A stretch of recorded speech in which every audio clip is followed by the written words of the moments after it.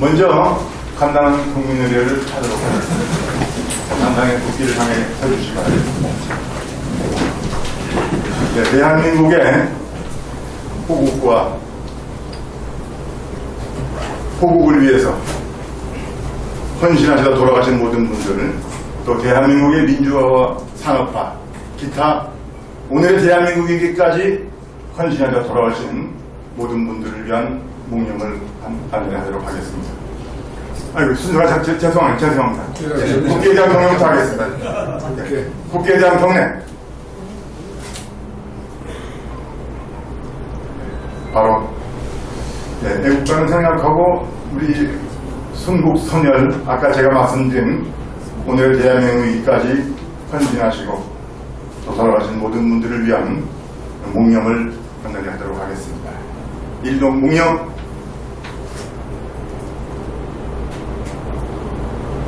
바로 이렇게 앉아주시기 바라겠습니다. 네, 날이 덥다 보니까 제가 좀 순서가 좀 이상하게 됐습니다. 양해해 주시기 바라겠습니다. 오늘 우리 이영희 대표님 강의를 많은 분들이 오셨는데, 그래도 행사가 행사니만큼 간단히 오늘 이 자리를 빛내주시기 위해 참석하신 네 분을 좀 소개를 해 올리도록 하겠습니다. 먼저 정대철 우리 헌정의 회장님께서 직접 참여해 주십니다. 우리 저희 단체 모임 이름이 자유헌정 포럼입니다. 대한민국의 자유민주주의 질서를 수호하고 발전시키기 위한 그런 주제 모임입니다만, 우리 모임이 이끌고 계시는 이원창 상임대표님,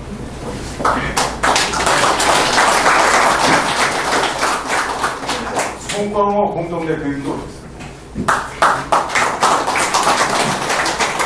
이규택 공동대표님도 오셨습니다.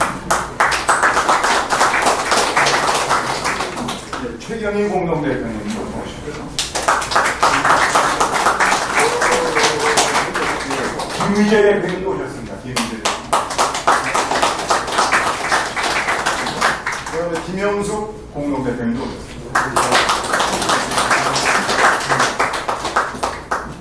그다음에 우리 단체를 지켜가시는 이사님들도 오셨는데, 이런 분들이 잘못된 그런 위해서 수고 계시구나 알아주시라는 의미에서 좀 소개 좀 해드리겠습니다. 네, 김낙기 전 의원님, 이사님도 수고 계십니다. 네, 김성자 이사님, 네, 박영애 이사님, 네, 박창호 이사님, 네, 이승구 이사님 대변인 맡고 계십니다. 네, 김유정 이사님, 네, 윤형덕 이사님, 손정석 이사님, 윤정빈 이사님, 여기에서 계십니다. 권혁종 이사님, 양대용 이사님, 박태호 이사님, 조익현 전 대표님도 오셨네요. 이경재 전 의원님도 오셨습니다. 변우령 전 의원님도 오셨습니다. 변우령? 예, 변우령. 예, 아이고. 감사합니다. 신중대 전 안양시장님께서 오셨는데, 예, 감사드립니다. 그리고 송종환 전 파키스탄 대사님께서 오셨습니다. 예, 장경남 전 한국 원양어업 협회장님도 오셨습니다. 송파구 의회에서 전 의정회 고문을 맡고 계시는 박재문 고문님도 오셨습니다. 송파구 의회 이하식 도시건설위원장님도 오셨습니다. 그다음에 신찬옥 우리 국민의힘 중앙위원회 고문님도 오셨습니다. 예, 김원태 서울시의회 행안위원장님 모셨습니다. 그 다음에 이세창 동서화학위원장님 모셨습니다. 빠지신 분이 너무나 많습니다만 또 적절한 왜 제가 소개를 해올리기도 하고 이공기 의원님 제가 소개 안 해드린 죄송합니다. 예, 이공기 의원님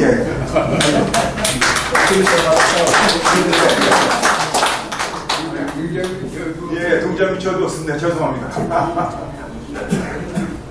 저희 포럼에도 이사님이기도 하십니다. 그러면 우리 이원창 상임대표님, 죄송합니다. 이 시간이 오늘 딸이 적어서 좀 더 잃어놓은 것 같습니다. 우리 정대철 헌정회장님께서 오늘 모임에 대한 정리의 말씀 한번 해주시겠습니다.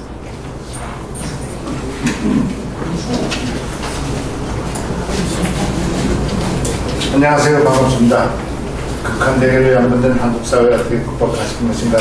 이게 오늘 텍스트를 보니까 건국기원에 대해서 주로 말씀하시는 것 같아서 나는 건국기원을 떠나서 한국 현실 정치가 아주 극한적으로 대결 상태를 띄우고 있어. 혹자는 전쟁 상태에 반복해 한다. 그래서 정치 실종 상실 상태. 그래서 상생 협치 통합의 정착은 거의 거리가 없는데 제가 최근에 책을 보니까 어떤 대한민국 정치가 왜 이렇게 됐냐 네 가지 이유로 됐어. 첫째 이유는 민주주의에 대한 기본 소양이 한국 정치인들한테 부족하다. 어떤 소양? 서로 다르다는 것을 기본으로 한 다양한 사회에서 그거에 대한 영어로 얘기해서 서로 다르다. Agree to disagree. 디스그리 하는 것을 어그리 한다는 그 기본적인 것이 모자라서 상대방을 이해하고 인정하는데 거의 부족하다. 그러니까 민주주의의 기본 소양이 부족하다. 이렇게 얘기를 했습니다. 두 번째는 진영 논리에 너무 빠져서 진보는 보수는 진보를 이해하고 인정하는데 그게 힘이 들고 잘 이해 못한다. 세 번째는 힘의 논리를 너무 빨리 쓴다. 야당은 표수가 많으니까 그냥 입법 독주라든가 독주를 빨리 해버리고 여당은 대통령은 비토 파워 거권 행사든가 또는 사정 논리에 의해서 힘의 논리를 가장 천천히 자제하면서 써야 되는데 그렇지 못해서 있다. 이렇게 얘기하고 네 번째는 결국 대통령 책임져서 결과 책임은 대통령이 됩니다. 대통령이 상대방을 만나서 대화하고 설득하고 서로 토론해야 되는 과정을 결과 책임은 대통령이 져야 되는데 이것이 부족해서 상생협치가 부족하다. 이렇게 네 가지 이유로 되는 것을 분석한 거 보고 그건 뭐 원칙적으로 맞는 얘기다. 이것을 다 극복해야 된다. 그래서 어려운 상황을 최근에 대통령께서 국회 개원식에도 안 나오는 거 보고 아쉬움을 금할 수 없습니다. 이럴 때일수록 더욱더 나와서 탄핵 잡고 가겠다. 특검 잡고 가겠다. 그럴수록 더 나와서 나는 좀 더 압수하고 그랬어야 되는데 안타까움을 금할 수도 없다. 이 양반이 정치를 안 해보고 검사만 해본 분이기 때문에 더욱더 우리가 좀 정치 오래 한 분이 좀 둘러싸서 이 양반한테 정치하는 것을 좀 고쳐내 주셔야 되지 않겠는가 이런 생각을 지워버릴 수가 없습니다. 내가 하라고요? 헌정회장 알겠습니다. 그렇게 해보도록 하겠습니다. 오늘 제가 평상시 친형처럼 좋아하는 이영일 형님께서 발표하신다니까 참 재미난 분이거든요. 팍팍 다시 가고 다방면에 논리가 정형하신 분이라서 이영일 형이 발표하신다고 하니까 기분 좋고 들을 만하다는 말씀을 드리면서 제 경례자분들과 경례의 말씀을 드립니다. 감사합니다. 네, 지금 말씀해 주신 정대철 회장님께 모두 감사의 말씀을 드립니다. 네, 우리 이원창 상임대표님께서 오늘 참석하신 모든 분들에 대한 인사 말씀이 계시겠습니다. 타이거 우드도 골프 관계인데 오비를 했군요. 근데 대한민국 국회에서 가장 사회를 잘 본다는 우리 신기철 의원이 계속해서 오비를 몇 번 했습니다. 같이 사시다 생각하시는 게 찜통 도리가 드디어 떠나는 것 같습니다. 열대야도 멈추고요. 절기 앞에는 어쩔 수 없습니다. 근데 계절은 바뀌는데 한국 정치는 바뀌지 못하고 있습니다. 그래서 오늘 평소 우리가 존경하고 국회의원들, 많은 국회의원들이 존경하고 좋아하는 우리 이영일 의원님을 모시고 어떻게 이것을 극복할 수 있느냐, 방안은 무엇인가 한번 듣는 순서를 갖도록 했습니다. 지금 김혜실 의원도 와 계시네요. 많이 빠뜨렸습니다. 이규 의원도 됐나요? 이규 의원도 일어서 주세요. 네, 지난번 민주당 170명 현역 의원들을 형사 고발한 장군이기도 합니다. 검사를 왜 탄핵하느냐? 아무 이유가 없지. 네, 사실은 저도 이 자리에서 차차 봅니다. 계절은 바뀌는데 한국 정치는 이양이 보이고 드디어 마침내 대통령이 국회 개원식에 불참하는 희대의 사건도 벌어지고 있습니다. 이거 어떻게 하자는 것입니까? 한번 곱씹어 보겠습니다. 다시 한번. 큰 죄를 졌고 재판의 계류 중이죠. 또 한 사람은 실형을 받았습니다. 1심에서 항소심에서 처분됐습니다. 그런데도 판사는 법정 구속을 시키지 않았습니다. 그리고 국회의원이 출마를 했습니다. 그 지역 주민들이 뽑아줘서 국회의원이 됐습니다. 그리고 제1당, 제3당의 대표가 됐습니다. 이게 나라가 이거 제대로 되는 것입니까? 그리고 그들이 나와서 하는 것은 맨 탄핵이고 특검 요구입니다. 대통령에 대해서 이름을 또 살인자 운운하는 이러한 사태를 우리가 어떻게 받아들이고 우리는 어떤 자세로 그들을 대해야 되겠느냐. 사실 저는 어떤 한 분 때문에 나라가 시끄럽지만 그 사람도 문제지만 저 개인적으로는 대한민국 사법부가 문제입니다.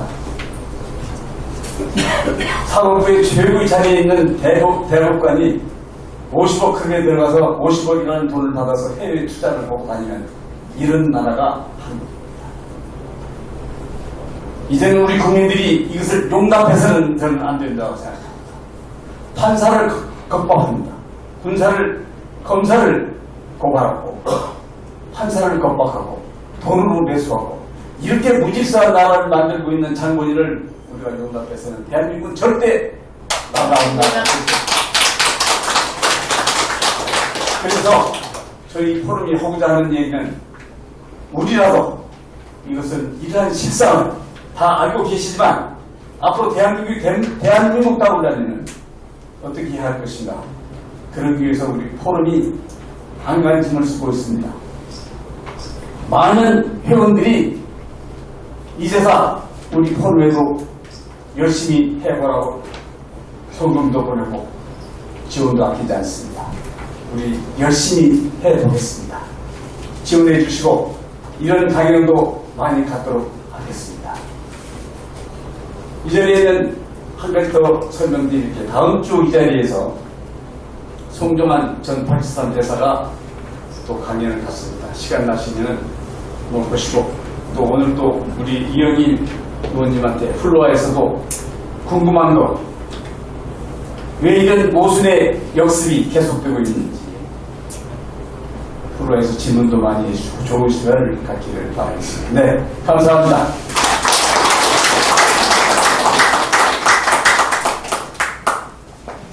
예, 이영일 의원님 모시겠습니다만은 제가 좀 소개드린다는 게 외람됩니다.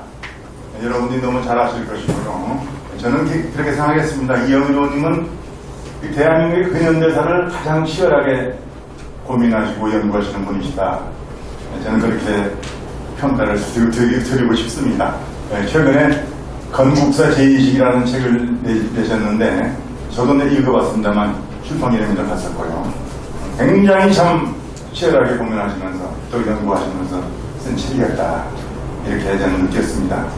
지금 대한민국이 엄청난 이런 분열 현상을 겪고 있으나 역사를 넣고 이념을 넣고 분열하는 속에서 어떻게 해답을 찾아나갈 것인가.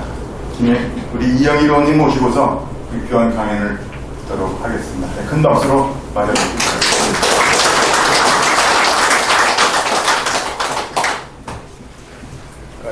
여기 앉아서 해야 하니까. 예, 거기 앉으세요.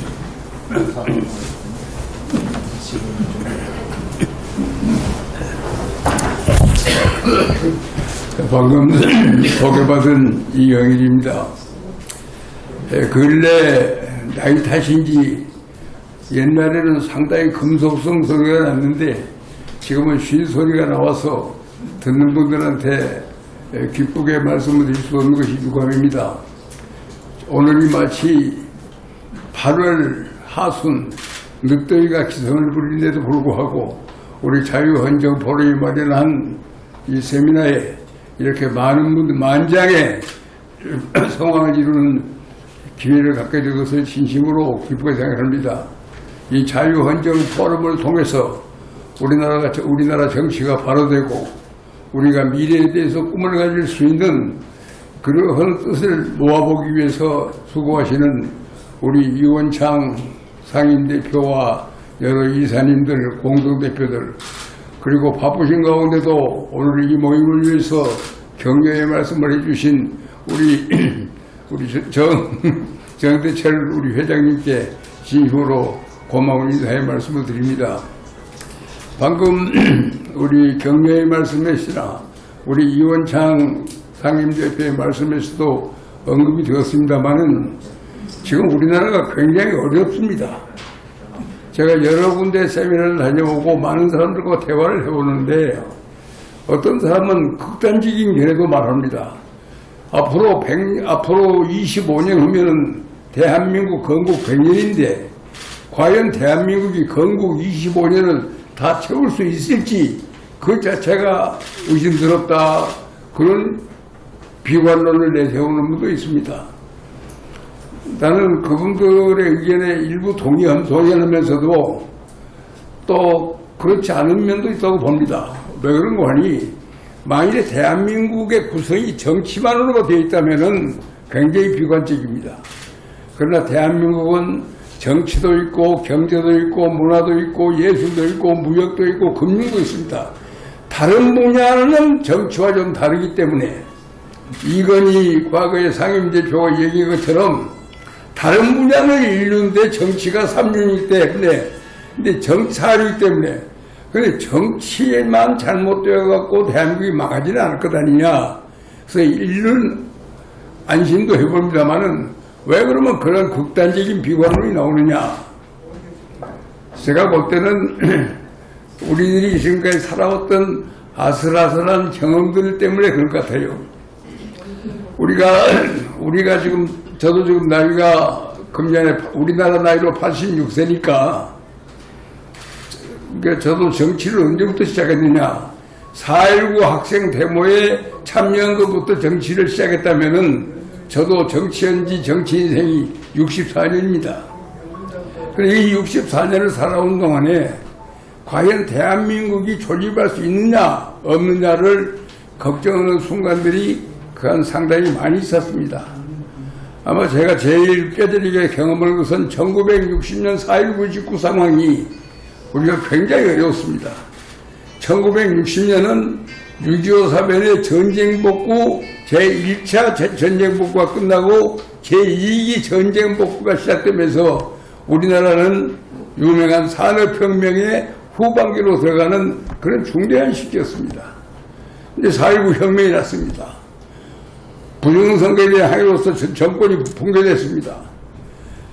각종의 형태 불평 불만들이 축적되었던 게 한꺼번에 터지면서 민주당 정부는 그 혁명 사태를 수습할 능력이 없었습니다.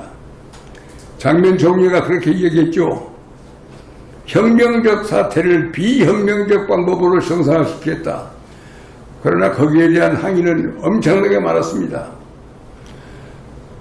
3.15 부정선거에서 가장 큰 몫을 차지한 것은 전 군대를 부정선거에 동원했던 것인데, 군 문제는 손도 안 되는 혁명주가 등장했기 때문에 군대 내에서도 군대 내의 부정선거를 바로 잡아야 할 것 아니냐 하는 전풍운동이 일어나면서 결국은 그걸 다스리지 못했기 때문에 5.16 쿠데타가 일어났어요. 그 당시 상당히 걱정들을 많이 했습니다.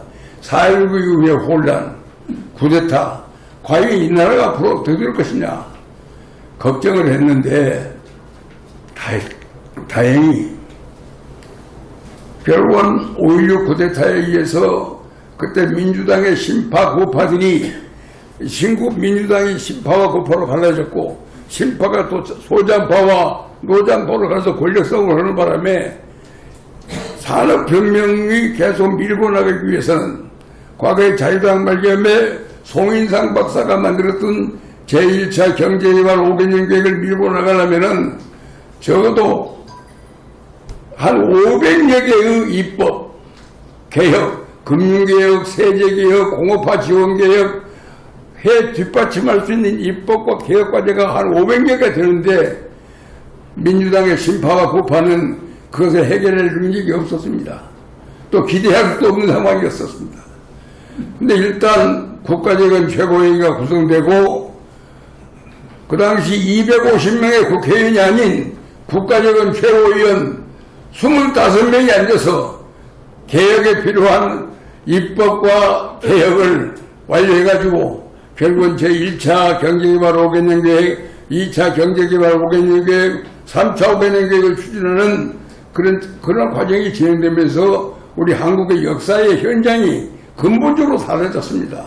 산업혁명의 무풍지대에서 산업혁명을 추진하는 나라로 변하는 5.16 쿠데타가 가져왔던 우리 국민에게 준 역사의 선물입니다. 바로 그런 쿠데타에 의해서 한국 사회의 진행이 달라지면서 결국 망할 것 아니냐 걱정했던 나라가 다시금 흥하게 되었습니다.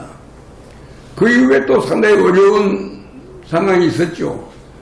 박정희 대통령 시해 사건 이후에 국회에서는 박정희 대통령이 돌아가실 때가 중화학공업에 의해서 한국의 군대의 군장비의 현대화가 이루어지고 국제무역이 벌써 1조 1억 달러를 훨씬 넘어가지고 무역국가, 중공업을 중시하는 산업국가로 변해가는 제3차 산업혁명이 일어나는 바로 그 시기인데 그때 박정희 대통령이 자기가 벌려놓은 일을 수수 못하고 돌아가셨습니다. 중화공업이 한참 일어나는 판국인데 박정희 대통령이 무작정 외자도입을 해가지고 중화공업을 일으켰습니다만은 그때 공장의 가동률은 2%, 3%, 7% 그 정도밖에 안 되기 때문에 외자는 쌓였습니다. 또 외자를 갚기 위한 외자를 더 얻어 다니는데 우리나라 경제공무원들은 전부 거기에 총동원됐던 겁니다. 그렇기 때문에 신군부는 그다음 전두환의 신군부는 중화공업을 공배 처분하느냐 중화공업을 승계하느냐 문제 가지고 대논의에 붙었습니다. 수많은 학자들은 성업의 전망이 없고 빚을 갚을 수 없고 외채를 얻어야 하는 중화공업에 매달리다는 한국의 미래가 없다. 그러나 전두환 대통령이 제가 직접 들었습니다. 전임자가 뜻이 있어서 만든 사업을 우리가 견디기 힘들다고 해서 포기할 수는 없지 않느냐. 그래서 결국은 외자가 460억 불이었는데 490억 불까지 외자가 늘어나면은 중화공업을 공배 처분하고 그렇게 결심을 했는데 460억 불이 외채가 넘어가면서 하늘이 도와가지고 3조 호황이 왔습니다. 2%, 3%, 4%밖에 가동되지 않던 중화공장들이 3조 호황이 오기 때문에 전부 망가동 모든 게 불 가동되기 시작했어요. 왜? 선진국들은 전부 첨단 산업에 투자를 했고 후진국들이 경공업에 투자했는데 중화공업에 투자한 유일한 나라가 대한민국이었어요. 그렇기 때문에 대한민국이 생산하는 모든 물자는 전부 다 팔렸습니다. 그렇기 때문에 망가동이 되면서 그 462억 불 되는 외자들이 몇 달 내에 다 갚아버리는 거예요. 그렇기 때문에 악성 외자는 빨리 갚고 조금 조건이 좋은 외자는 저제값자 해가면서 즐기면서 외채를 극복했던 것이 전두환 시대였고, 그때 전두환 대통령이 재밌는 에피소드 하나 있습니다. 박정희 대통령이 돌아가시기 한 15일 전에 대한체육회 의무보고를 받는 자리에서 88 올림픽을 유치하는 게 좋다더라. 그래, 올림픽을 유치하라. 지시를 했는데 지시한 양반이 열흘 후에 돌아가셨기 때문에 대한체육회를 잊어먹었다가 전두환 대통령한테 보고를 했습니다. 과거에 이러이러한 지시사항이 있었는데 지금은 우리가 폐기했으니까 무슨 소리냐? 우리 한번 해보자. 그때 경제기획원 장관 남도구 장관이 우리 경제력으로 어떻게 올림픽을 유치하느냐? 가장 강력한 반대론을 남도구 장관이 했어요. 그러나 전두환 대통령이 당신은 경제건설에 앞장서라. 저 고띠를 점령하는 작전은 내가 더 능력이 있다. 나한테 맡겨라. 그래서 결국은 올림픽을 유치해가지고 대한민국이 전 세계에 알려지는 획기적인 정기가 되면서 우리의 팔자 운명이 달라졌어요. 그런데 제일 중요한 것은 1961년 5.16 쿠데타나 그 다음에 1981년 20년 후에 일어난 전두환의 소위 국가 비상조치 상황 전부 다 군대가 강력하게 정권을 뒷받침했기 때문에 가능했습니다. 이제 그런 경험에서 위기를 극복했던 사람들의 눈에는 지금 대한민국은 얼마 못 갈 것 같다는 우려를 가져오는 상황이 됐습니다. 왜냐하면 군대가 뒷받침할 힘이 우리나라에 없습니다. 지금 없습니다. 지금 군대는 햄버거 군대입니다. 신세대 군대입니다. 핸드폰 가지고 있는 군대입니다. 그렇기 때문에 옛날처럼 사령관의 명령 하나에 사단장의 명령 하나에 움직이고 가동되는 그런 군대가 없어졌어요. 이제는 군대가 조직적으로 정권을 뒷받침할 것을 기대하는 전망이 없어졌기 때문에 과거에 그러한 위기 극복 성공 실화에 익숙한 사람들은 대한민국의 상대를 굉장히 걱정하는 그런 소리가 나옵니다. 얼마 전에 과거에 과학기술 장관을 했던 김유정 씨가 자기가 본 근대사 100년이라고 하는 책을 출판했는데 그 출판 기념회 석상에서 과연 대한민국이 앞으로 25년 동안 버텨서 건국 100년이라는 역사를 승리로 맞이할 수 있을까? 내 눈에는 그런 전망이 보이지 않는다고 하는 비관을 제가 들었습니다. 저도 상당히 공감을 했어요. 근데 왜 제가 이런 말을 하냐? 우리는 여러 가지 좋은 말에 의해서 위로를 받는 게 많았어요. 왜냐면은, 우리가 얼마나 국제사회에서 칭찬을 많이 받았습니까? 가장 먼저 세계에서 가장 빨리 산업화와 민주화에 성공한 나라다. 또 아시아 아프리카 70여 개 후진국가 중에서 제일 먼저 후진국을 탈피해가지고 선진국에 성공한 지금 유일한 나라입니다. 국제언어통상진흥회의가 설정해 놓은 후진국 리스트에서 이름이 빠진 유일한 나라가 코리아입니다. 바로 그러한 최초로 선진국가 되었다. 얼마나 사랑스러우세요. 영국에 유명한 교수 있어요. 영국 옥스퍼드 대학에 발코라고 하는 교수가 한 분 있는데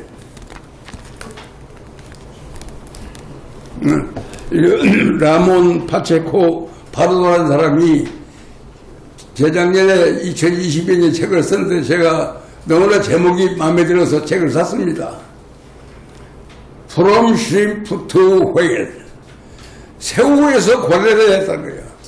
한국이 원래 새우인데 이제 고래가 되었다.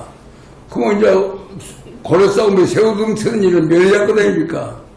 근데 이제 우리 전에 외무장관이 했던 윤영관 교수는 고래라기보다는 지금 돌고래 정도 된 거 아니냐 그래요. 그럼 고래하고 돌고래의 차이는 뭐냐? 돌고래는 모든 적은 생선들은 다 잡아먹는데 고래한테만 안 잡혀먹는다는 거예요. 머리가 좋아서. 그래서 고래와는 붙어도 피하고 나머지 생선은 지배한다. 그렇기 때문에 지금 돌고래 정도지 고래까지는 못 간 거 아니냐. 그러나 어떻든 전 세계라고 하는 관중석에서 보는 대한민국은 선진화되었고 민주화되었고 또 아까 제가 말씀드렸습니다마는 박정희 대통령이 무리에 카터 대통령과 싸우고 미국 검수도 좋다. 우리가 자주국방하겠다. 중화국은 만들겠다. 외자 도입한다. 그런 억지로 보냈던 박정희 대통령이 그 사업을 전두환이가 승계해서 중화국이 성공하는 바람에 그게 오늘날 우리의 새로운 먹거리가 될 줄 누가 알았습니까? 지금 방위사업이라는 게 뭡니까? 지금 저 풍산금속이나 우리 저 한국화약, 현대건설 전부 표준발을 오고 있어요. 전 세계로부터 올라오는 무기 수출 빨리 만들 수 있는 나라는 우리나라밖에 없고 성능 좋은 물건 말고 우리나라밖에 없기 때문에 굉장한 지금 이게 우리의 먹거리가 될 줄은 아무도 몰랐습니다. 그렇기 때문에 우리는 굉장히 비관하면서도 정치만 바로잡으면 다른 모든 분야를 살 것이다. 근데 우리나라 정치에서 가장 큰 약점이 뭡니까? 나는 과거에 어떻게 하다 보니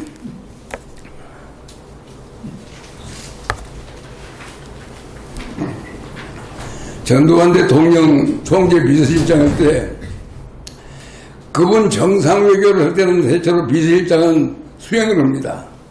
그러면 불아파 4개국을 순방하면 영국의 다우닝 10th 스트리트 영국 소위 수상 관제에서 저녁에 파티를 하면은 꼭 건배사가 재밌어요.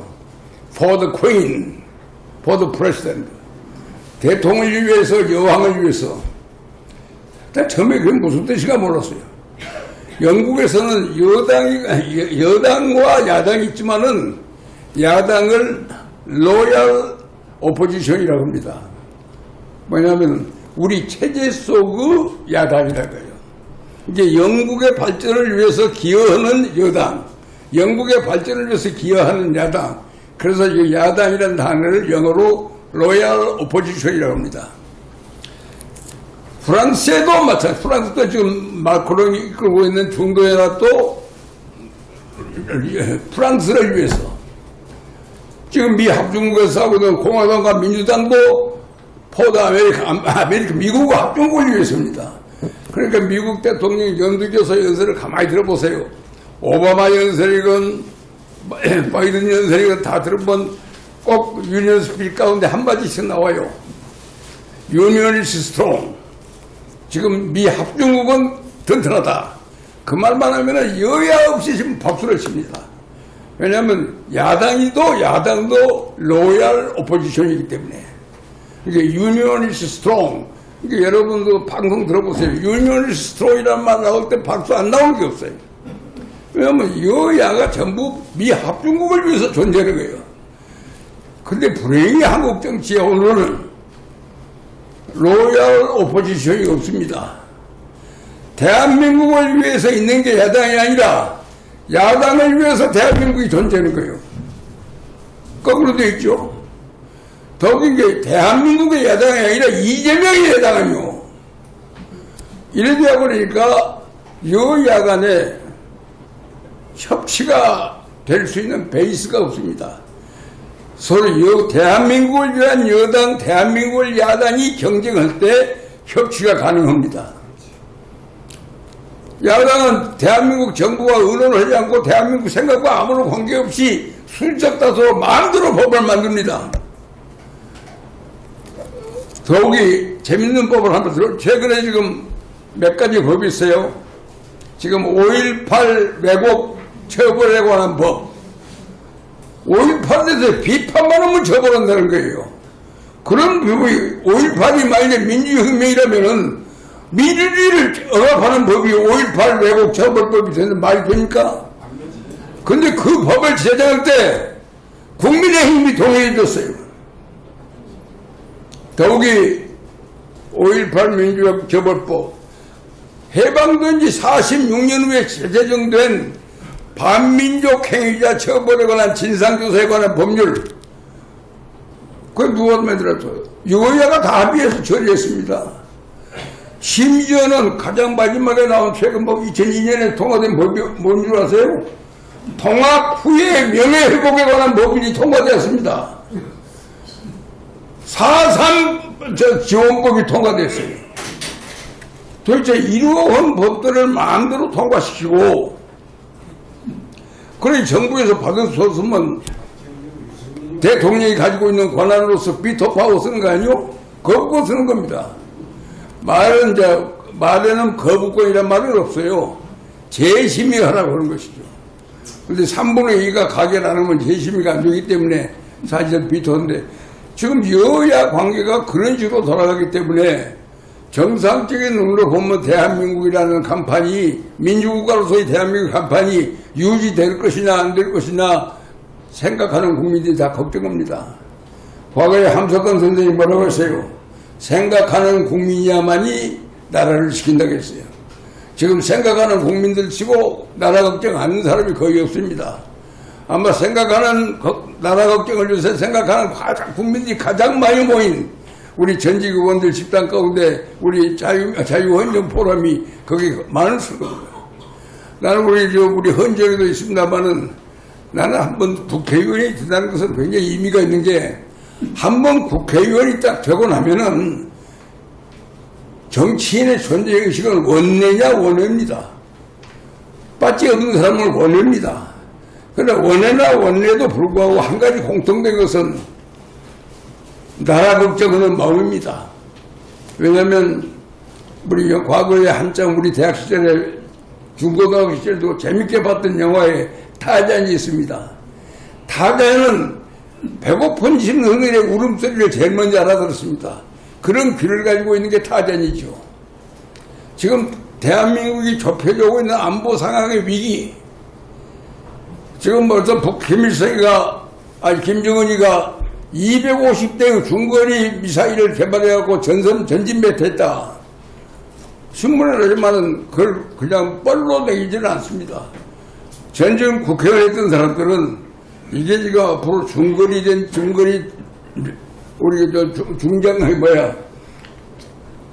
이 중거리 미사일 배치가 앞으로 중강도 도발을 할 수 있는 전조냐.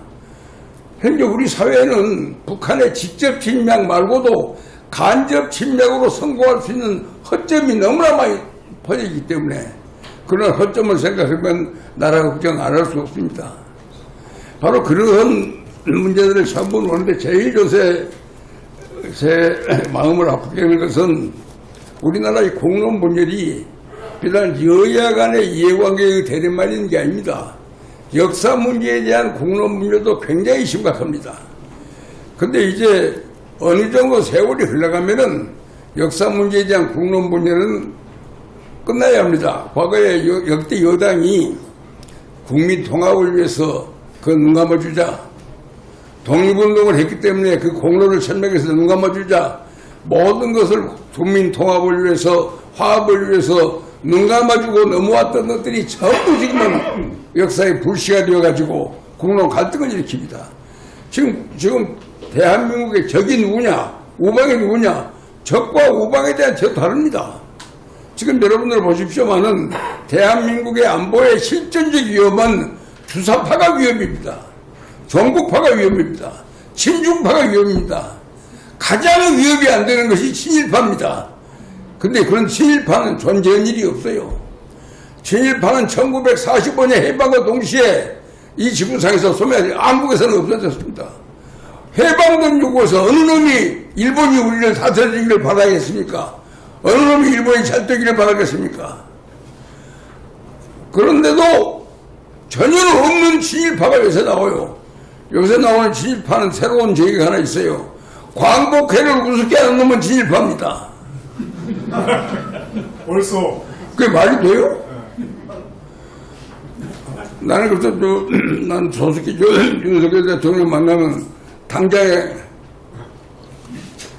광복회 간판을 광복회 후손회로 바꾸라야겠어요. 광복 후손회. 자기들이 무슨 독립운동이라는 것처럼 그들이 치는 게 영 보이잖아. 광복회 말고 광복 후손회로 고쳐라. 지금 광주가 보면 광주 학생 독립운동 기념사업회에서 그 리더들이 지금 우리가 광주 학생 운동을 제주도 아닌데 왜 그래? 광주 학생 독립운동 후손회로 이름을 고쳤어요. 광복회도 이제 광복 후손회로 고쳐야지. 광복과 아무런 관계없는 사람들이 자기 뼈를 파가면서 국가에 대해서 시비 걸고 있다. 이건 정말 웃기는 일 아니겠어요? 그래서 국론부질의 형태가 있는데 내가 가만히 보니까 지금 이승만 대통령의 경우를 하나 들면은 이승만 대통령이 5개의 악마 프레임을 가지고 있습니다. 뭔 줄 아십니까? 민족 분열의 원흉 프레임이요. 두 번째는 제주 양민 학살자요. 세 번째는 김구 암살자요. 네 번째는 한강 폭파범이요. 5번째는 독재자요. 이 5가지 프레임을 다 쓰고 있고, 그리고 이 프레임이 지금 돌아가신 지가 벌써 60년, 또 50년이 다 되어갑니다만, 아직도 그 프레임이 하나도 벗겨지지 않았어요. 근데 한번 따져봅시다. 민족 분열의 원인이라고 하지만은 이승만 대통령이 반대했던 것은 민족 분열이 아닙니다. 공산화 통일을 반대했던 겁니다. 그렇기 때문에, 그래서 공산당들이 이승만 대통령한테 민족 분열의 원인이다 프레임을 씌우면 대한민국 국민들은 그 프레임을 걸어줘야 합니다. 없애야 합니다. 그런데 그걸 그대로 복창하는 역사학자들이 지금 국정교과서를 주도하면서 자기의 책의 출판대금을 받기 위해서 계속 그 책을 고소하고 있는 것이 우리나라의 솔직한 현실입니다. 근데 왜 단속을 하지 않았습니까? 공산화 통일을 반대하고 자유통일을 했던 사람을 민족분열의 원인으로 몰면은 그렇지 않다고 말할 수 있는 국민의힘 국회의원이 있습니까? 야당은 있습니까? 아이고, 막, 국민 통화 화합을 위해서 우리 모른 척하고 넘어가자. 다 넘어갔습니다. 제주 양민의 학살자? 문재인이가 뭐라고 했어요? 민족 통일을 부르짖는 애국적인 민중들을 총칼로서 탄압한 양민 학살의 원인이 이승만 정부라고 했습니다. 그리고 그 양민 학살을 양민했다고는 역사의 가정에 입각한 기념공원을 만들고 기념공원을 그대로 설치했어요. 그래서 그게 하도 억울하다고 이용우 대법관이라는 변호사가 소송을 제기했더니 대한민국 대법원이 어떻게 판결한 줄 아십니까? 4.3 사건을 뒷받친 건국 전야의 사상 대립은 전부 빼고 인권 문제만 가지고 재판을 했다고 했습니다. 그러고 이용우 씨가 패배를 했어요. 그래서 판결문을 읽어보면 기가 막혀요. 1948년 4월 3일 날 일어났던 그 잔인무도한 4.3 사건의 진상이 왜 일어나는 이유에 대해서는 전혀 따지 않습니다. 그 현장에 있었던 인권 문제만 가지고 심판을 삼고 이유 없다고 기각을 하는 거예요. 그게 우리나라 사법부입니다. 이런 식으로. 그리고 또 세 번째로 김구 살해범. 김구를 언제 이승만 대통령이 살해했습니까? 아마 안두희를 시켜서 살해했을 것이다 하는 카드단을 가지고 이승만 박사를 살해범으로 몰았습니다. 지금도 그렇게 믿는 사람들이 있어요. 그 다음에 한강 폭파범. 나는 한강 폭파범이라는 것도 굉장히 기가 막힌 게, 여러분들이 지금 시간이 없어서 그렇습니다만은 프란체스카 여사가 쓴 회고록을 한번 읽어보세요. 6.25 사변이 터지니까 이승만 박사가 남친 결과를 보고받은 것이 6월 25일 날 10시에 보고를 받고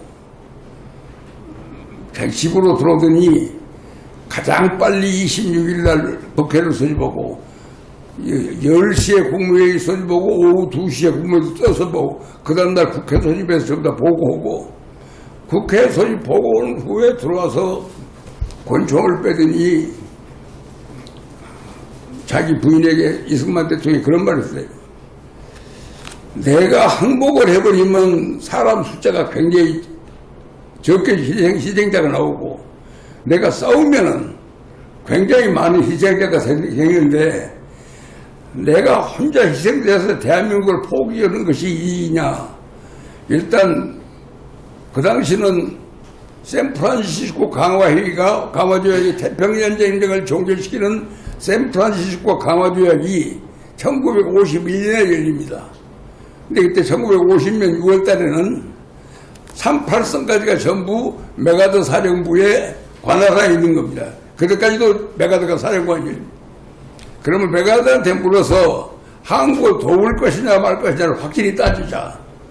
그래서 메가더에게 전화를 했더니 새벽 3시 자고 있는 사람을 깨가지고 자고 있는 사람이 각각의 저 사령관이 지금 주무시고 계십니까? 나중에 전화를 했는데 지금 빨리 전화 안 받으면 500명 주한미군 전부 죽여버리겠다고 협박을 하니까 급해가지고 전화를 바꿔줬다는 거 아니에요.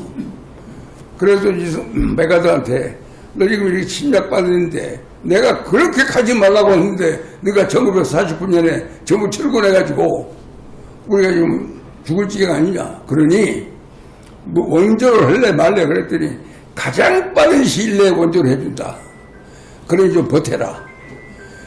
이 버틸라는 약속을 받고 그 다음에 이제 장면 씨가 그 당시 주미대사요. 주미 장면에 대해서 트루만을 만나가지고 바로 보고해라. 그래서 외교적인 작전을 전부 하면서 전부 지금 들어오게 우리를 빠른 시기에 도와준다 한다. 그러니 우리가 작전상부터 해야겠다. 그래서 6월 27일 새벽 4시에 기차로 수도를 대전으로 옮기기로 하고 작전단을 후퇴하고 나갔는데 이승만 박사가 한 번도 수도를 포기 안 할 테니 여러분들이 여기서 투쟁하라 방송해본 일이 없어요. 전부 그걸 방송했다고 떠들어갖고 이승만을 한강 폭파범으로 만들었고 근데 이게 그 사실 아니잖아요. 그리고 이제 파렴치한 독재자다. 물론 3.15 부정선거는 정말 잘못된 거죠. 나도 그것 때문에 4.19 때 이승만 정권 타도에 앞장섰습니다.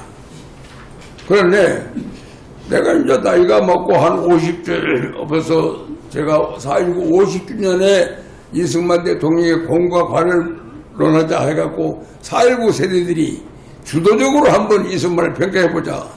근데 나한테 주제논문을 발표하라는 거예요. 그래서 내가 국회 도서관에 이승만을 글을 쓰라 했더니 원고 한 페이지를 쓸만한 지식과 정보가 없어요. 이승만이 나쁜 사람이라고 말지 이승만을 연구해본 일이 없잖아요. 그래서 국회 도서관에서 3개월간 그 원고 준비를 위해서 이승만을 연구하다 보니 내가 완전히 이거 이승만을 정말 몰랐구나. 나 진짜 이승만에 대해서 몰랐다는 것을 고백하면서 제가 주제를 쓰다 보니 과와 공과를 쓴데 공은 많은데 과를 뭘로 과를 내세우고 있지가 애매해졌어요. 왜? 부산 정치파동을 안 일으켰더라면은 한국은 휴전협정을 미국이 원하는 대로 되어버립니다. 이게 휴전협정을 막기 위해서 부산 정치파동을 일으켰고 직선제로 대통령이 돼야 미국에 대한 파동권이 있기 때문에 그래서 적어도 휴전협정을 미국이 원하는 조건이 아닌 우리가 원하는 조건을 만들기 위한 그 과정에 부산 정치파동이 포함되어 있다면 이게 매국입니까? 난 그래서 이승만 박사는 그래서 역사적으로 이제 참 다시금 재검토를 해보니까 이승만 박사를 보는 우리 시각이 틀렸더라.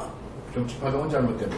그래서 들어가 그래가지고 내가 그걸 다 복귀하고 난 게 나중에 보니까 이승만 대통령이 하야를 했는데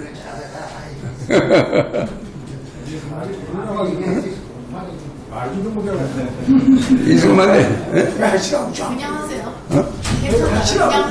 이승만 대통령이 이제 하야를 했는데 내가 50주년이니까 내가 그 안에 대학 시절에는 아무것도 몰랐다가 국회의원을 3번 오고 공무원도 오래 하다가 보니까 전 세계 소위 독재자라는 사람 가운데서 국민들이 물러가라고 해서 하야한 사람이 한 명도 없어요.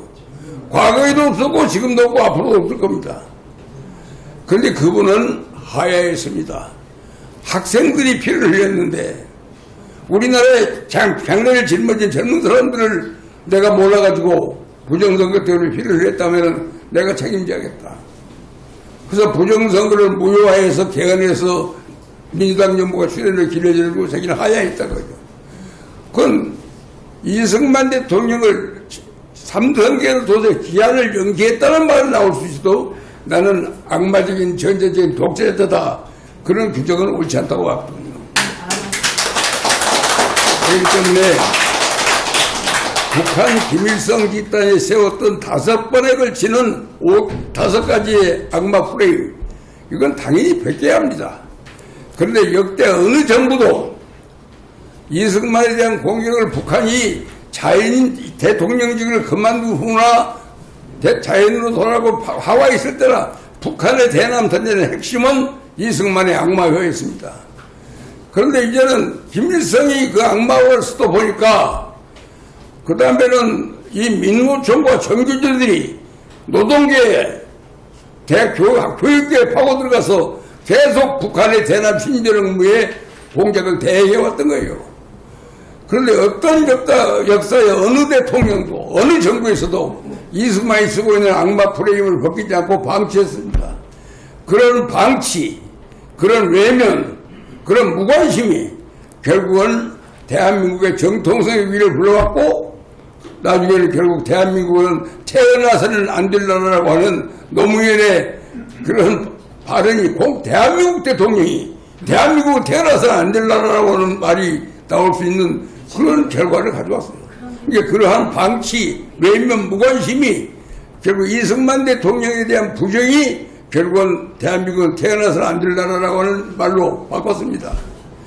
다행히 작년 3월 달에 여기 계신 분들 아실 분은 아십니다만은 제가 이승만 박사의 공부한 후에 쓴 책이 미워할 수 없는 우리들의 대통령, 그래서 이승만, 박정희, 전두환을 썼습니다.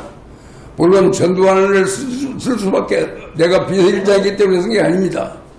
박정희 대통령이 중화고업을 중간에 그만두니까 외채만 몽땅 넣고 도망가셨어요. 전두환 대통령을 언급하지 않으면 박정희 대통령이 업적을 살려낼 길이 없고 올림픽을 살려낼 길이 없어서 전두환 대통령을 쓸 수밖에 없어서 이승만, 박정희, 전두환, 대한민국의 국력부양에 기여한 3분을 제가 소재로 책을 하나 썼습니다. 그때 조금 우리 집사람이 꼭 전두환이라는 양반을 집어넣어야겠냐고 그래서 그거 안 읽을 수 없다. 그래서 내가 썼다. 결국 내 입장에 보면 국력부양에 기여한 부분이 있기 때문에 이걸 써야겠다. 그래 쓰고 났는데 그때 박근혜 대통령 탄핵에 관한 수많은 시위들이 매일 있어서 왜 사회를 저렇게 광화문 시위가 촛불 시위가 시험을고 저도 나가봤습니다. 그 데모대에 끼어봤어요. 거기서 구호를 들었는데 전부 구호가 내가 1960년 4.19 이후에 남북 학생회담을 제안할 때 열쳤던 그런 좌파들의 구호들이 완전히 뿜어지고 있어요. 우리 내가 가장 중요한 직책가 2개 있었는데 대한민국 국토통일원 통일교육원장을 2대 통일교육원장 하면서 한국 현대사에 대한 강의가 가리키라면 안 들어 있었습니다.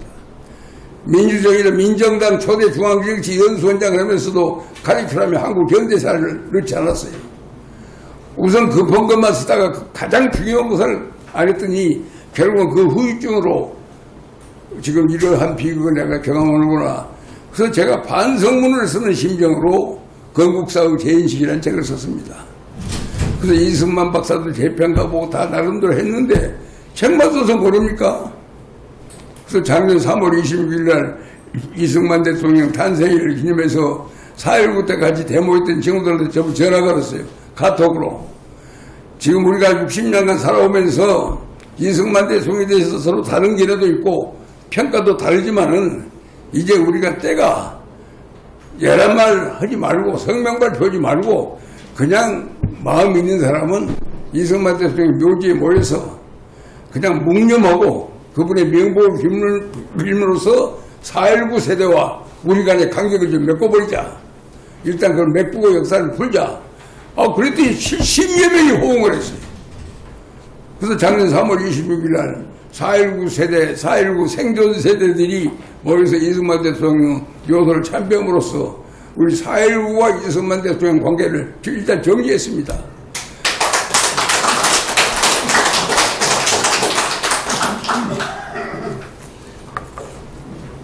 그랬더니 곧이어서 우리 존경하는 윤석열 대통령이 유명한 제안을 했어요.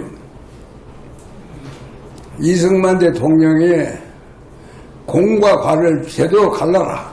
공은 공대로, 과는 과대로 평가하되 보훈처 장관이 독립유공자 예우에 관한 법률로 의하면은 그것이 국비로 전부 이승만 대통령 기념관을 만들 수 있으니 그걸로 하겠다고 하는 보훈처 장관의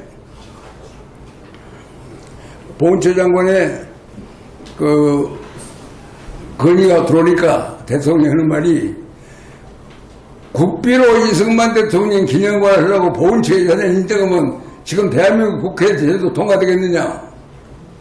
또 이승만 박사를 한 번 더 죽일지 모른다. 그러니 대통령 여우에 관한 법률에 의해서 관리비만 정부에서 되고 나머지 그런 비는 국민성금으로 조작했느냐. 그래서 국민성금으로 기념관을 지어서 공은 공대로 관은 과대로 명확하게 제시해가지고 우리 후대에 귀감으로 삼자. 이런 대한민국 역사상 처음으로 우리 대통령이 그런 제안을 했어요. 나는 거기에 굉장히 고무됐습니다.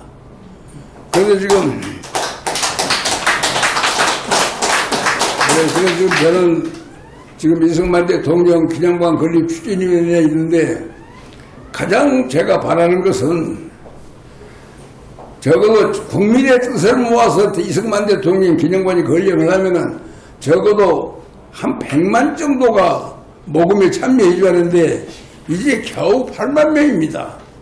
그래서 나는 한 사람이 얼마 많이 내는 더 중요하지만은 참가가 더 중요합니다.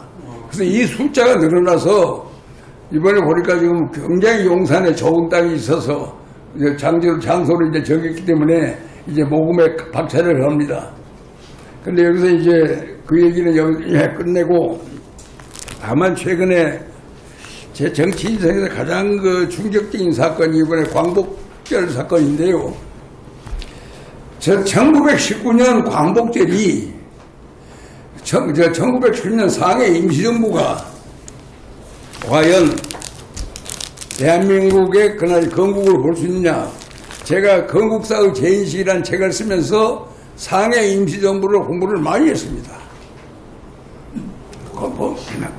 상해 임시정부는 1949년이었는데 그 당시 임시정부가 3개가 있었어요. 하나는 연해주에 손병희 선생을 의장으로 하는 대한국민회장이 있었고 또 하나는 상해에서 만들어진 가대한민국, 그러니까 아직 가짜라고 말이죠. 이제 임시로 만들어서 가대한민국 정부라는 게 하나 있었어요. 그 다음에 이제 서울에서는 전국 3.1운동에 앞장섰던 전국 시도 대표들이 모여서 한성 임시정부를 만들었어요. 그러니까 임시정부가 3개입니다. 근데 우리 3개가 나눠서 되겠느냐? 이걸 전부 하나로 만들자. 그래서 협상하는 결과 전국 14개 도대표가 구성한 한성정부를 중심으로 하고 나머지가 그걸 합치자. 그런 합의에 따라서 1919년 9월 12일 날 상해에 대한민국 임시정부를 만들었는데 임시정부 만들기 전에 굉장한 투쟁이 있었어요. 그때 알다시피 상해 임시정부 구성하는 사람들은 다 정해졌잖아요. 첫째, 대한제국이 일본의 식민지가 되는 것을 막는 데 실패한 망국 관료배들이 모였습니다. 또 나라를 지키지 못하는 망국 지식인들이 모였어요. 그러니까 나라를 망치는 걸 막지 못한 관료와 지식인들이 모이는 것이 상해 임시정부요. 그렇기 때문에 두 번째, 그러니까 벼슬을 했거나 학식이 있던 사람들이 중심이 되는 바람에 김구 선생은 거기 낄 자격이 없어요. 벼슬도 없고 학식도 없습니다. 그 양반은 동학 섭주한 것이 최고 지식이니까. 그래서 임시정부를 구성할 때 김구는 요새 말하는 경비입니다. 임시정부에 경비로 들어왔어요. 이제 임시정부 나중에 노인들이 다 돌아가시고 나서 1940년대 되니까 갑자기 임시정부의 헌법을 5번 바꿉니다. 대통령제, 국무령제, 내각제, 주석제로 또 정부 형태도 5번 바꿔줘요. 그래서 안정되게 된 게 거의 없는데 이제 법리로는 그걸 보면 그래요. 한 나라가 합병돼서 망한다. 한일 합병돼서 망한다는데 그게 애매했어요. 제가 낙하손의 수상을 내가 만나가지고 질문했습니다. 그건 일본의 낙하손 수상에 쓴 일본의 방위대각이라는 책이 있는데 그 책을 보면은 일본이 침략한 나라들 명단이 쭉 나와 있는데 거기에 조선이 빠져 있습니다. 그래서 왜 조선이 빠져 있냐 그랬더니 언제 우리가 조선을 침략했냐고요. 조선 왕실을 잘 대접해갖고 해준다는 조건으로 합병을 해버렸기 때문에 침략은 나라가 아니에요. 그래서 이제 1910년에 고종황제의 내탕금을 받고 일본의 명치대학으로 일본 중학교로 영어학원으로 유학했다가 명치대학을 졸업한 사람이 유명한 조소방 선생이요. 그 양반이 법학에 밝기 때문에 사기와 강박에 의한 조약은 원천무효라는 게 국제법 원칙입니다. 그러니까 조선은 사기와 강박에 의해서 합병조약을 맺었기 때문에 그 조약은 원천무효다. 그게 이제 조소왕 선생의 지론이죠. 그런데 일본 입장에서 볼 때는 우리가 돈으로 매입을 했는데 그게 무슨 사기와 강박이냐. 일본은 거기에 동의를 했습니다.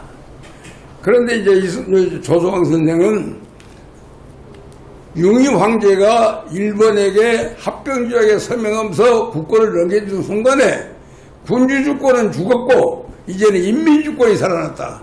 나라의 주인이 군주로부터 인민으로 된 것이다. 그래서 이제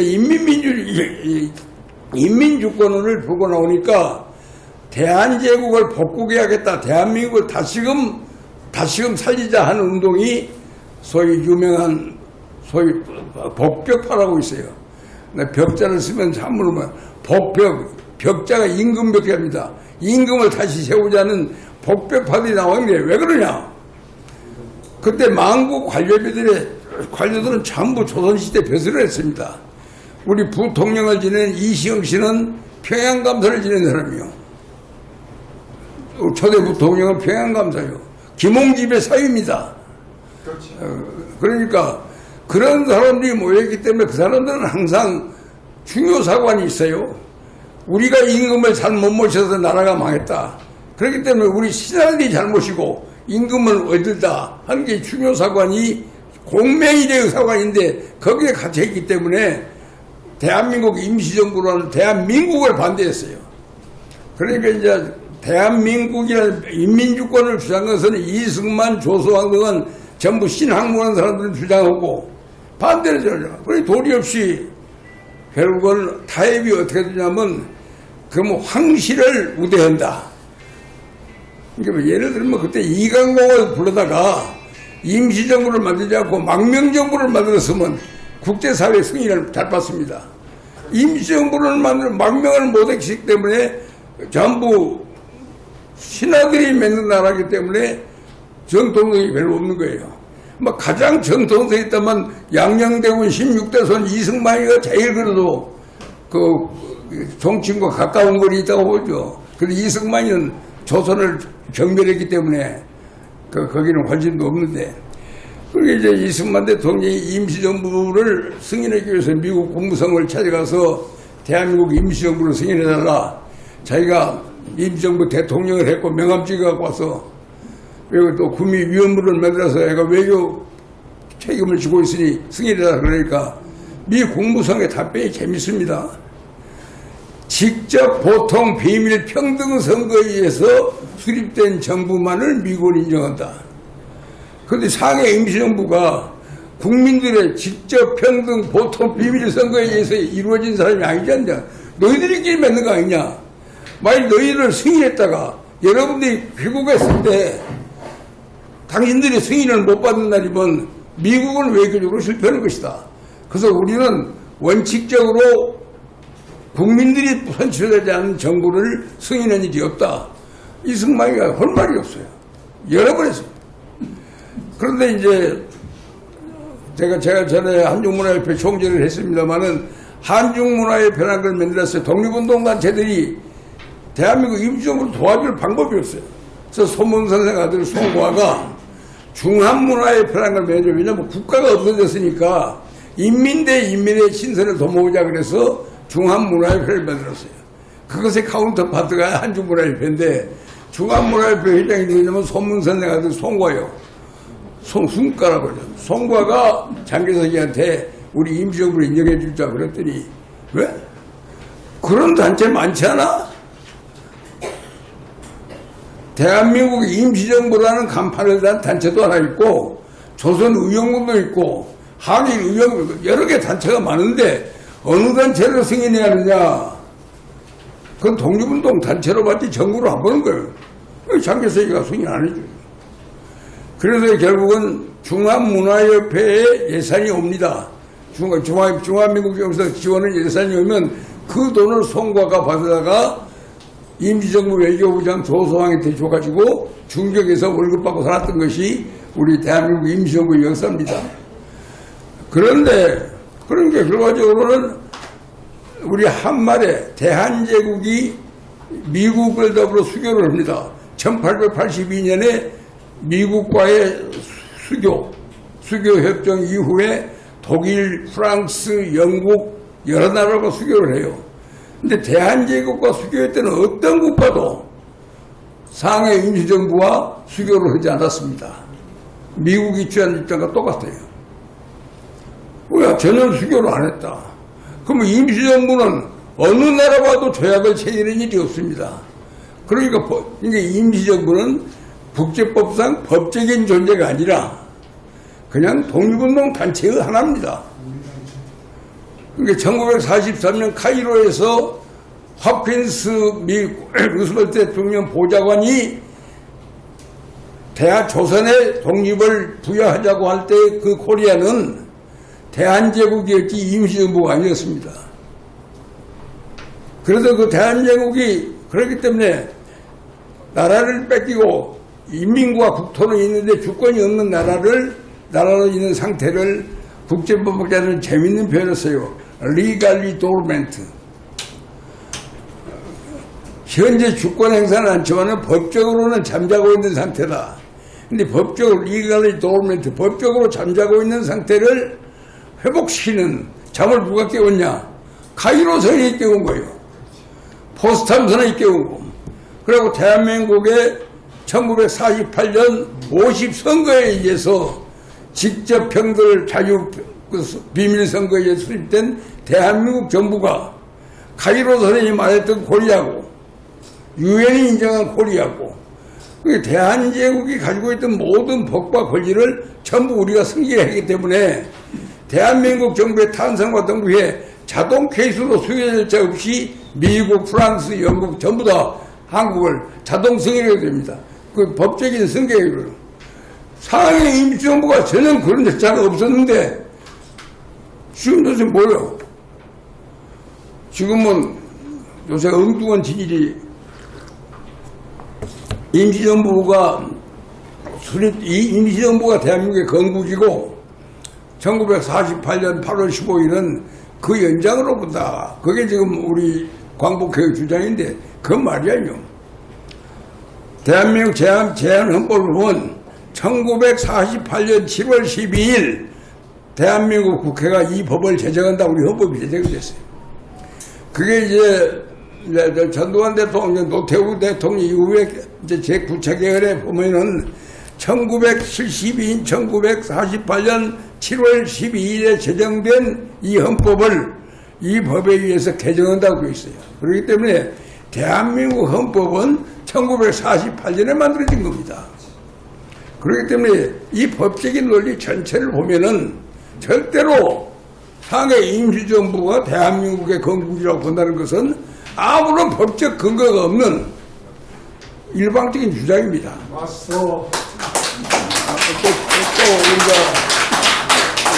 우리가 여기서 이런 생각한 것은 이승만 대통령이 민국 기원론을 대한민국 기원론을 많이 말했습니다. 왜냐하면 상해 임시정부가 수립될 때 대한민국의 기원은 대한제국 시절에는 광무, 건양 이게 연호였습니다.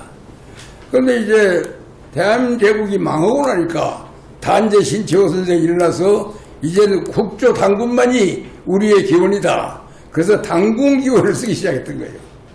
국조 당군기원을 쓰고 전부 썼는데 대한민국 임시정부가 만들어지고 나니까 그 당시부터는 이제 대한민국 기원, 그러니까 대한민국 원년이 1919년 9월 12일부터가 대한민국 원년입니다.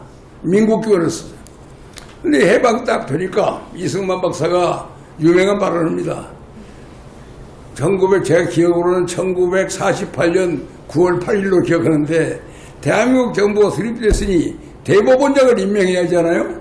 대법원장 임명할 때 보낸 편지가 국회에 보낸 편지가 뭐냐면 대법원장을 김병로를 임명한다. 국회의 동의를 구한다. 1948년 그게 아니고 민국기원 9월 8일로 민국기원 30년 9월 8일로니까 도대체 어떻게 지금 국호 연호를 대통령이 마음대로 정하냐. 그리고 제일 먼저 시비 걸고 나온 사람이 지금 조태열 외무장관의 할아버지 조헌영 의원입니다. 조헌영 씨 아들이 누군 줄 아세요? 조지훈 씨입니다. 시인. 그러니까 청록파 시인 조지훈 씨 아들이 지금 조태열이고 그 할아버지 조헌영 의원이 이제 연호 문제를 제기했어요. 그러니까 정부에서는 그러면 이제 결국은 왜 민국기원을 이승만 박사가 부르짖는가 하는 이유를 들어보고 우리 국회가 대처하자. 그 백관수 법사위원장이 소위를 소집했는데 그래서 정부 측 대표로는 김도연, 이인, 이청천, 안호상 그 네 사람이 정부 측 대표에서 나오고 민간 대표로는 김성수, 정인보, 또 현상윤, 또 동국대학 총장 김영수, 서울대학 총장 장이욱 이 9인이 회의를 해본 결과 합의가 되지 않는다. 그러니 연호에 관한 법률을 제정하자. 그래서 연호에 관한 법을 국회 재헌국회에 상정을 해서 거기서 이제 대한민국 기원으로 당공기원을 놓고 표결을 해서 당기가 승리했습니다. 당기가 승리를 해서 그때부터 이승만은 국회가 일단 법이 통과되고 난 후에는 다시금 이승만 박사가 민국기원이라는 말을 안 썼습니다. 그런데 지금도 바로 길 건너편에 있는 광복회에 가면 대한민국 건국 지금 105년인가 써붙었을 거예요. 그 광복회 회장만 부르짖는 연호가 하나 있어요. 그렇기 때문에 지금 현재 우리 사회가 지금 당면하고 있는 가장 큰 분열의 위기들이 뭐냐. 이제 너무나 방치할 필요가 없다고요. 이제 역사 문제가 대한민국도 나라 세운 지 75년 지났습니다. 이제 분명하게 선들을 그어야 합니다. 제주 4.3 폭동이 폭동인가 통일을 위한 민중항쟁인가 이 성격을 분명히 정해야 합니다. 계속 방치하고 있으면은 이게 계속 문제가 됩니다. 또 상해 임시정부를 만들어낸 상해 임시정부가 독립운동 단체였는가 국제법적으로 책임을 지고 있는 정부였는가 이것도 우리 국사편찬회가 정확하게 정의를 해줘야 합니다. 지금 우리가 이런 것들을 전부 정리를 않고 있는 거고 또 김구 선생에 대해서도 무조건 애국자니까 모셔야 한다는 생각 버려야 해요. 왜 김구 선생이 대한민국 건국을 가장 방해한 사람이요.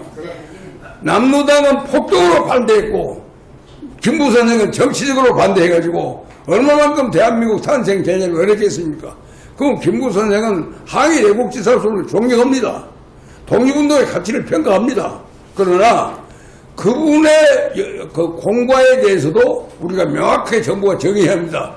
여기까지는 좋고 이것은 잘못됐다. 이거 전부 하나씩을 짚고는 먹어야지.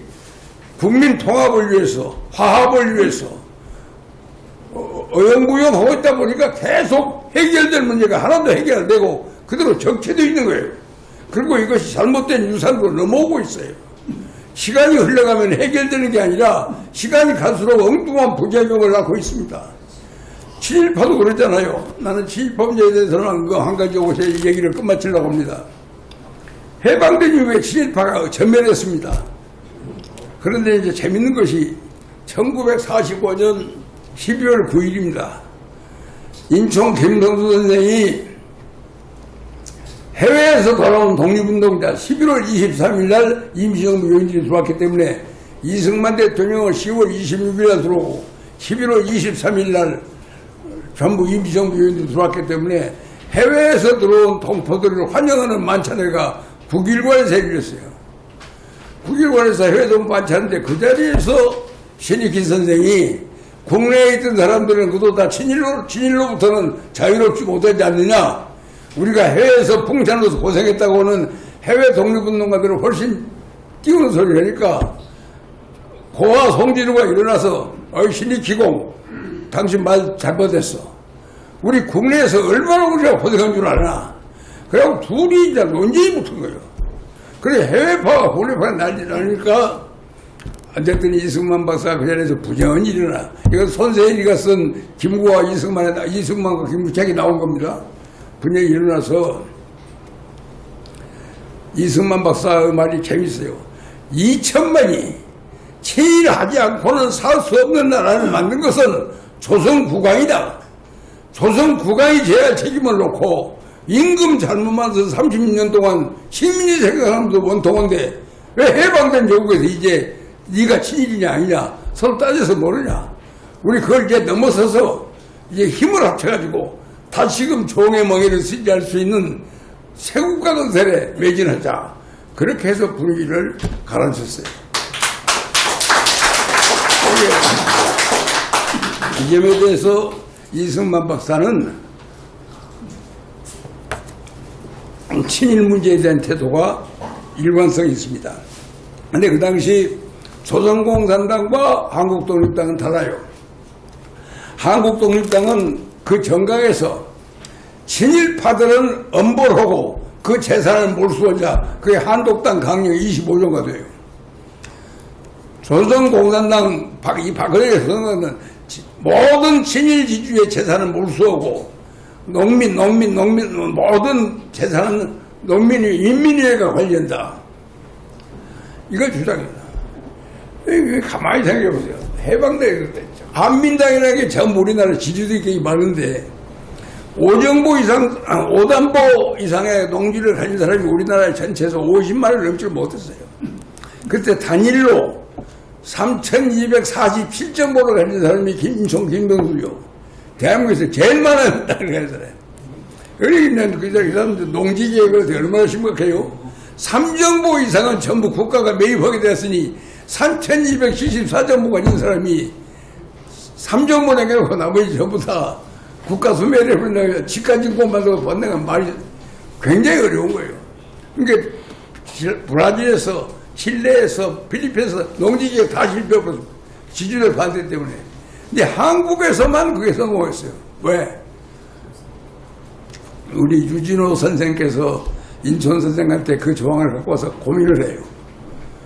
지금 현재 토지 농지계획을 안 하면은 대한민국은 공산당 밥이 됩니다. 공산당 받기 위해서는 그간 고생 많이 했던 농민들한테 소장들한테 농지계획을 해야 합니다. 그러게 그 양반이 굉장히 침통한 표정을 짓고 있다가 공산당으로부터 나라를 지키려면 어쩔 수 없지. 내가 우리 동지들을 설득하겠네. 그렇게 해서 대한민국 헌법 84조, 제한헌 84조에 농지는 농지는 농민에게 분배한다고 하는 그 헌법 조항이 만들어진 겁니다. 그래서 우리나라의 개헌 그 농지개혁이라는 엄청난 역사를 이승만 박사가 딱 받아보더니 이것을 인천이 동의했다면 되는 거야. 그럼 조봉암 씨는 겉에만 나와있지 그 양반 농지개혁에 직접 깊이 기여를 못했어요. 왜냐하면 금방 나중에 해임되어 버린 바람에 정인보 선생이 그 양반 조봉암 양반 사택을 관사를 인지면서 공비를 썼다고 신문에 몇 줄 나니까 화가 나서 조봉암 씨가 빨리 사표를 내버린 바람에 그 크게 기여를 못했습니다. 지금 뭐 조봉암 씨가 이제 주도를 했지만은 실질적인 기여는 전부 이승만 박사가 한 거예요. 그러니까 예를 들면 4월 15일까지 농지개혁이 끝났잖아요. 2달 후에 6.25 사변 됩니다. 그런데 그때 한민당은 가능한 한 그때 지주들이 전부 땅을 내놓았습니다. 팝니다.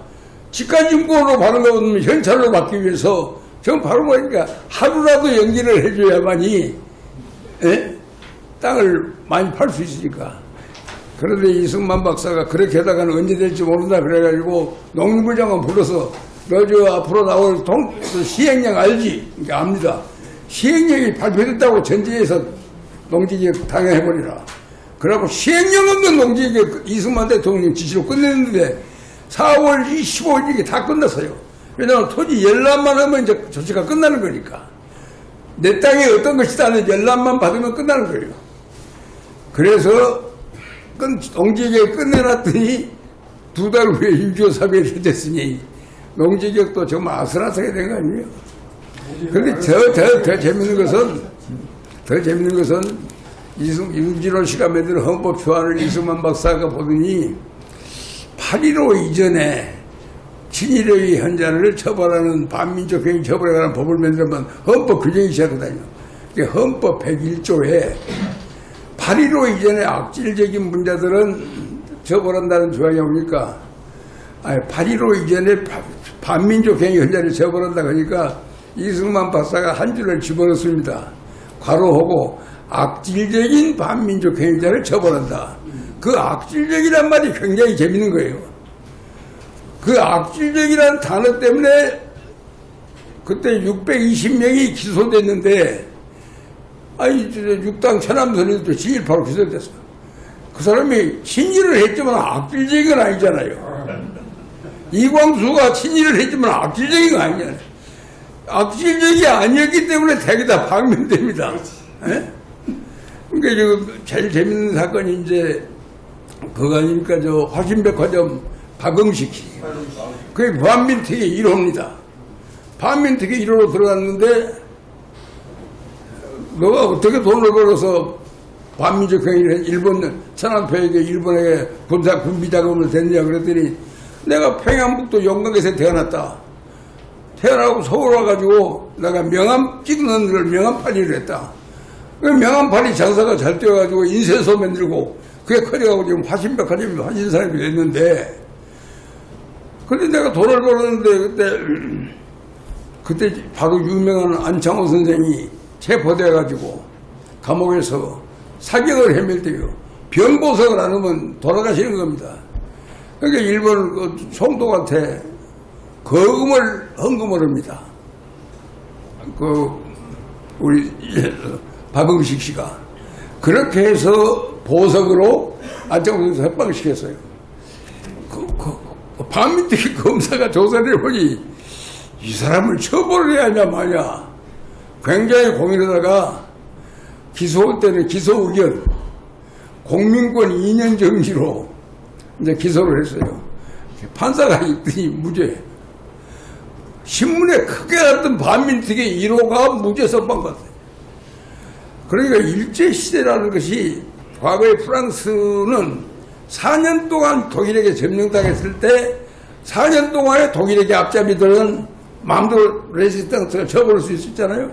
그러나 우리는 36년 동안 국적이 바뀌지 않았는데 거기서 저 반민족의 프랑스식으로 덴마크식으로 유럽식으로 할 수가 없는 벌써 한 시대가 지내버렸잖아요. 그렇기 때문에 이승만 박사 말이 맞은 거예요. 친일의 책임은 조선 국왕이 져야 하는데 조선 국왕한테 우리가 책임을 안 묻고 노예서 먹고 살면서 전부 생계형 친일한 놈들을 전부 잡아다가 반민족행자를 접을 수 없냐. 그러다 몇 명이 걸렸어요. 악질적인 고등계 형사들 한 12명인가 걸렸습니다. 이 사람들은 전부 실형을 냈는데 감옥살이를 시작을 하자마자 유교가 터져버리니까 전부 형 집행정지로 석방되어 버리거나 공산당에 뒤지거나 그러고 끝나버린 거예요.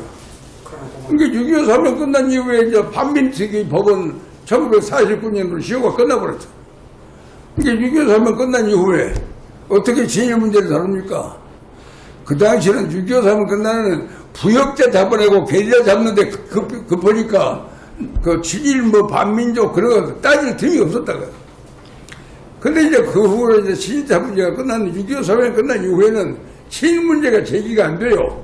왜냐하면 6.25 사변 이후에 한국 사회는 철저히 반공 민주주의로 국민적 정체성이 확립되어 버렸습니다. 그렇기 때문에 좌익이 뿌리를 낼 수 있는 길이 하나도 없어요. 그런데 언제부터 좌익이 등장하냐? 80년대가 시작되면서 남북 대화가 시작되니까 바로 이때가 찬스다. 그래도 갑자기 친일파 문제를 제기합니다. 그래서 우리나라에서 가장 똑똑한 사람이 유명한 사람 중 경기 나오고 서울법대 나오고 고시학교 간 박씨 에리트가 있죠. 이 박원순입니다. 조선노동당 당수했던 박헌영이가 경기 출신이에요. 근데 박헌영이는 실패했지만은 나는 실패하지 않는 혁명가가 되겠다 해서 그 양반이 제일 먼저 만든 회사가 연구소가 역사문제연구소입니다. 역사문제연구소를 누가 하체했냐? 박헌영이의 둘째 아들 원경 스님하고 둘이 만들었어요. 그래서 거기서 만든 것이 친일 인명사전이요. 그래서 우리나라 사람들이 자기들 마음대로 해봐서 친일 인명사전을 4,000명을 만들었어요. 4,700명을 만들어갖고 발표를 하고 나니까 이제 시끄럽고 설렀는데 딱 노무현이가 정권 잡더니 국회에서 법을 통해 그 사람들은 좌익들의 특징은 있어요. 자기들이 뭘 벌려놓고 하면 반드시 그걸 입법화시킵니다.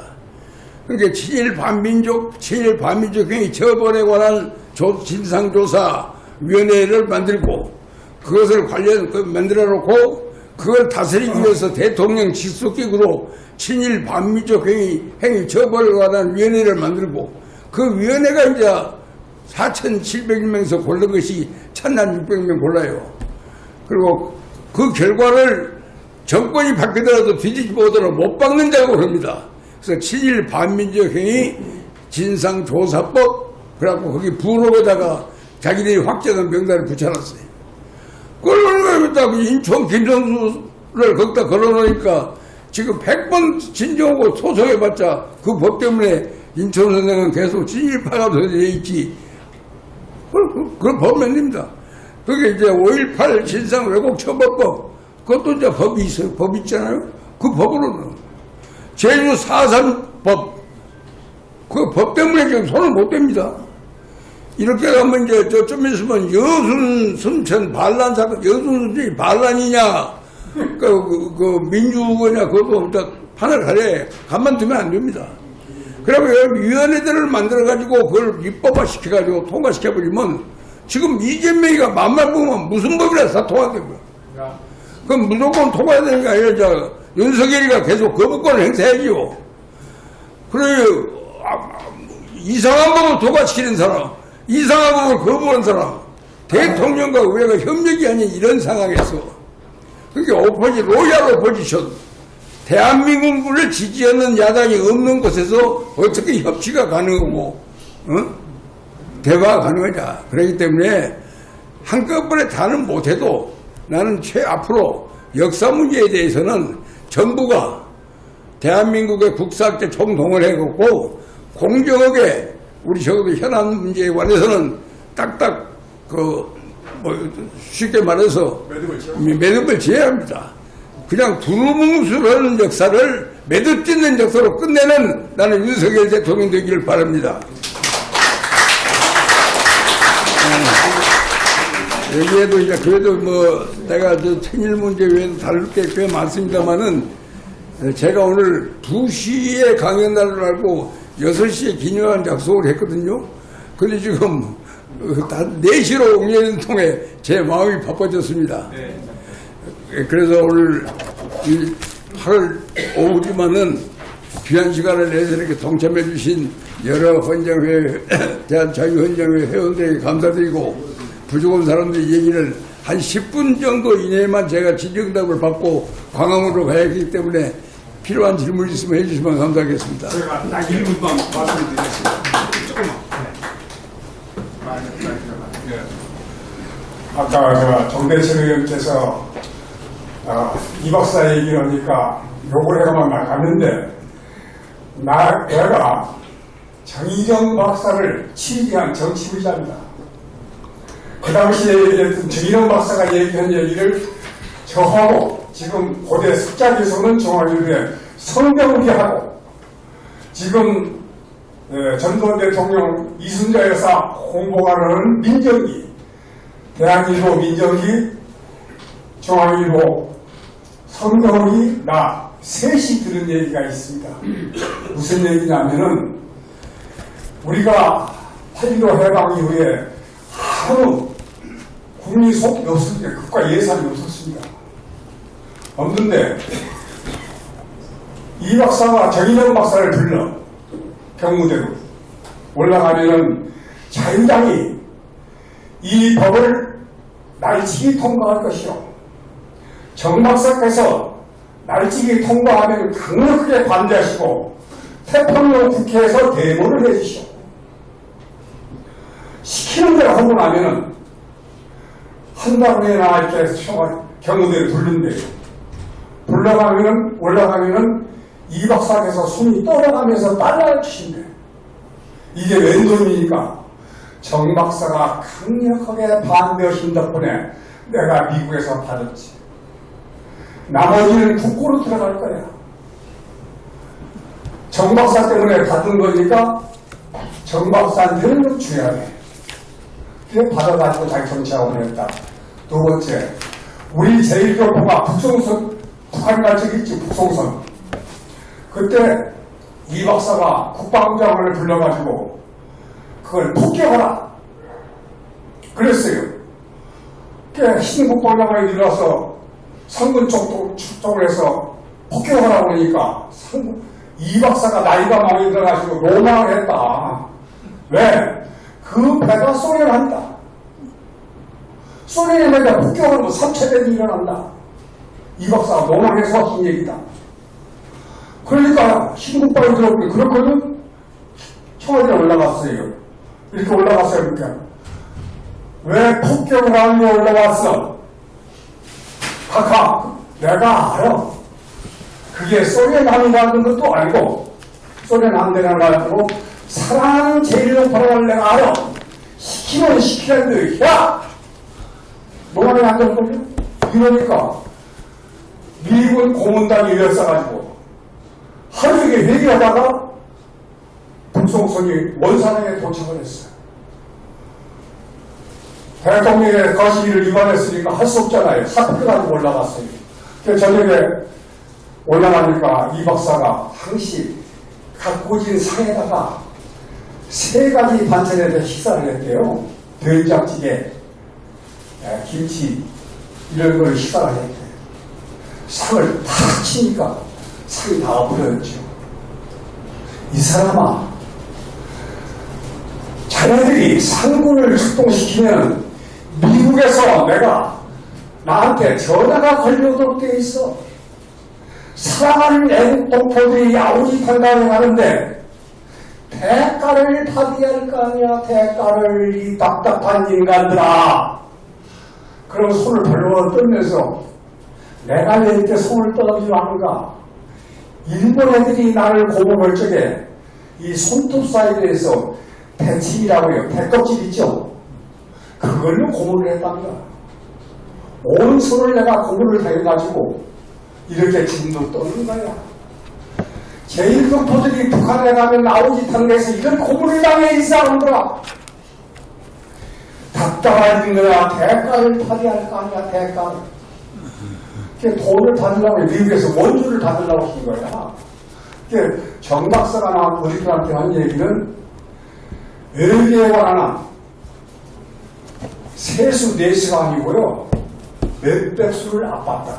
그래서 우리 셋이 그때 당시에 공군, 육군, 해군 참모총장을 찾아갔어요.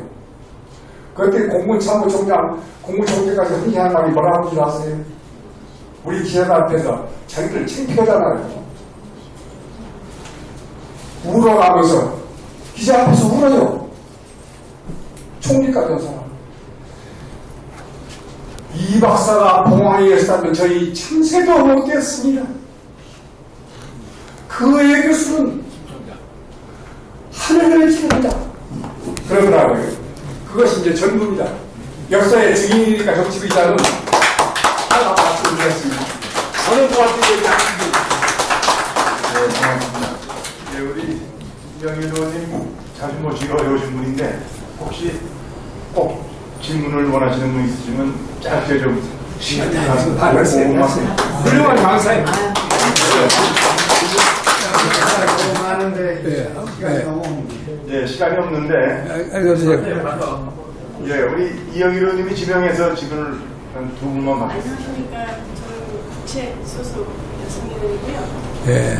제가 오늘 이 자리가 현대사, 대한민국 현대사에서 볼 수 없는, 들을 수 없는 아주 소중한 시간이었다고 생각합니다. 그래서 지금 현재 우리나라의 역사를 보면은 근대사 중에 현대사가 없다고 저는 평소에 생각을 하고 있었거든요. 근데 지금 대한민국을 부정하는 그 모든 이제 단체들에 대한